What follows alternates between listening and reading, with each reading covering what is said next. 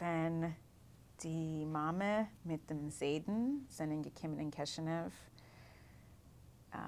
war das gewinn wichtig, selber kennen mit Yechielen. Und für der Mama ist gewinn schwer zu reden auf Jiddisch.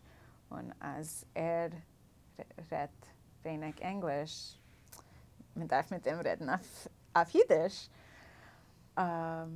Ja, ich meine, sie hat nur sich geschämt, als ihr Jiddisch ist ein bisschen schwach, weil sie nützt es nicht.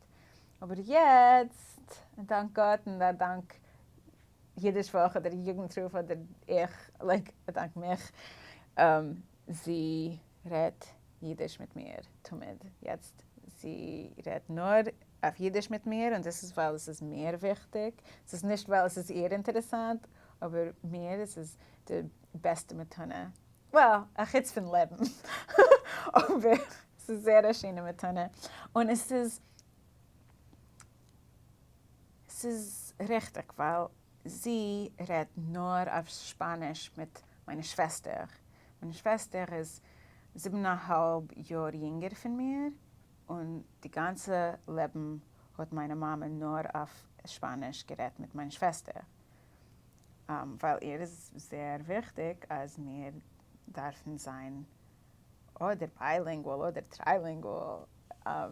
Und jetzt sie redet mit mir auf Jiddisch und mit Sura auf Spanisch.